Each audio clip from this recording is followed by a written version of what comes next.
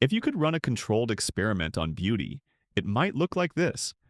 Take a group of everyday faces, blend them into a single composite, and ask strangers to rate the result.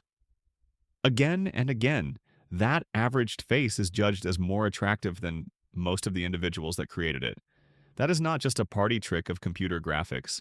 It is a clue that attraction is partly a pattern recognition problem, solved quickly by the brain using a small set of reliable visual cues. Across decades of face perception research, four cues show up so consistently that you can treat them as the main inputs to an attraction algorithm: symmetry, averageness, sexual dimorphism, and contrast. None of them is destiny. Culture, familiarity, and personal history all matter. But these four pillars help explain why certain faces repeatedly read as attractive across many observers. Symmetry is the most intuitive pillar. It is the degree to which the left and right sides of the face match. Evolutionary theorists have suggested that symmetry can act as a weak cue to developmental stability, meaning a body that grew with fewer disruptions from stress, illness, or nutritional strain.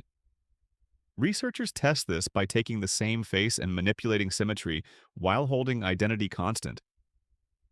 In work led by Gillian Rhodes in 1998, making individual faces more symmetric tended to increase attractiveness ratings, and natural variation in symmetry also correlated with perceived attractiveness. But symmetry has limits. Perfect symmetry can look artificial because real human faces contain small asymmetries that signal individuality and naturalness. A study by Ruoying Zheng and colleagues in 2021 helped reconcile mixed findings by showing that perceived normality mediates the effect. Symmetry tends to help when it makes a face look more normal, and it stops helping when it makes a face look less normal. So, symmetry is best understood as a quality control signal. It can gently reduce visual noise and help features integrate smoothly, but it rarely creates beauty on its own. Averageness is pillar 2, and it is often the strongest. Average does not mean bland. It means statistically typical, close to the population mean across many facial measurements. In a classic paper by Judith Langlois and Lori Rogman in 1990, researchers created composite faces by averaging many individuals, and those composites were judged more attractive than nearly all of the original faces. One explanation is biological. Extreme features can reflect unusual developmental paths, while typical configurations may signal fewer unusual liabilities. Another explanation is cognitive. Prototypes are easier for the brain to process because they fit what the visual system expects a face to look like. That cognitive piece matters because fluent processing often feels good. In a major review, Rolf Reber, Norbert Schwartz, and Piotr Winkelmann argued in 2004 that aesthetic pleasure is partly driven by processing fluency. When the brain can decode a stimulus easily, it tends to generate a more positive response. Averageness and symmetry often raise attractiveness for the same reason they make perception easier and more predictable, like a face that clicks into place with less effort. Pillar 3 is sexual dimorphism, the ways male and female faces differ on average, shaped partly by hormones during development. Male faces, on average, show broader jaws and heavier brow structure. Female faces, on average, show softer jawlines and fuller lips. These are trends with huge overlap, but they carry information your brain reads quickly because sex categorization is socially useful. Researchers test dimorphism by shifting the same face along a masculinity to femininity continuum. In a well-known study by David Parrott and colleagues in 1998, participants generally preferred feminized versions of female faces, suggesting that femininity cues in women can be a relatively consistent contributor to perceived attractiveness. The nuance is that dimorphism is not a universal more is better dial. Especially for male faces, masculinity can signal dominance, but dominance has costs as well as benefits.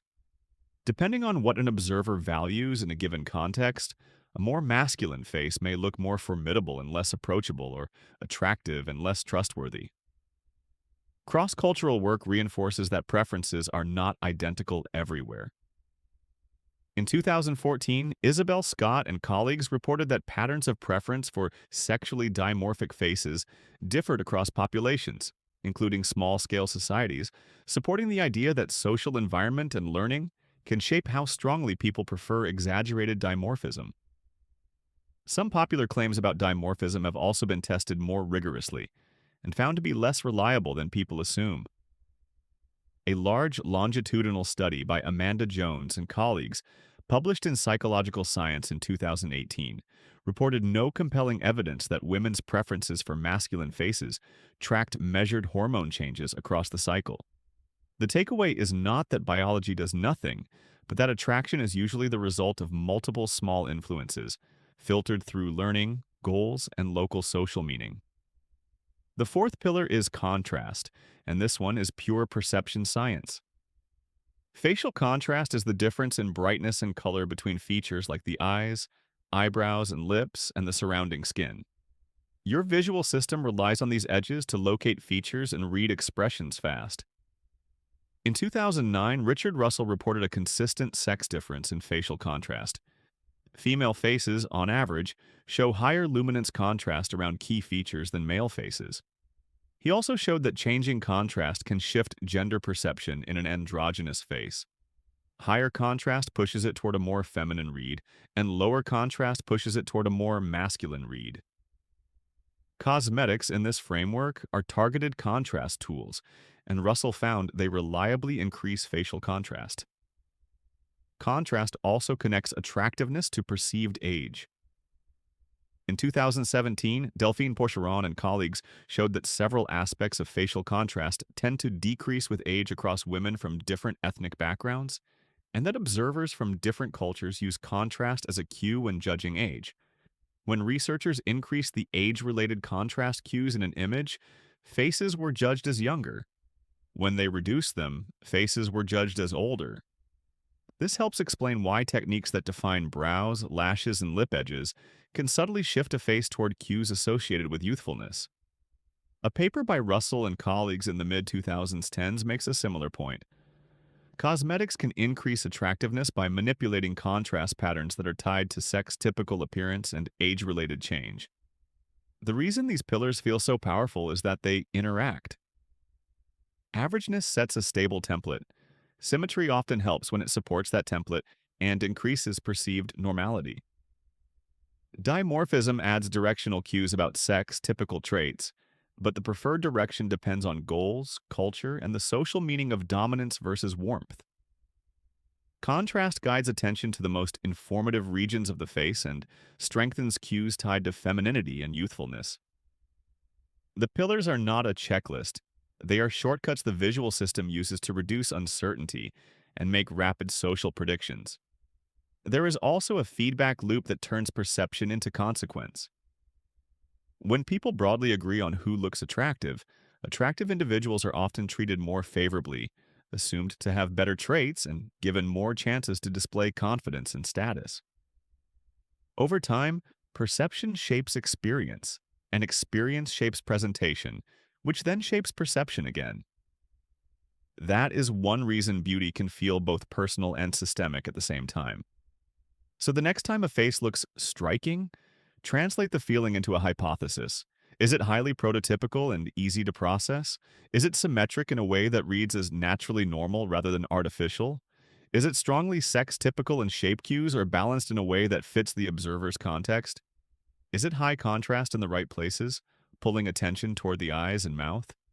Beauty is not one trait. It is a probabilistic judgment assembled from multiple signals, filtered through culture and context, and executed in a fraction of a second. Understanding the pillars does not remove the mystery of attraction. It just reveals the structure underneath it.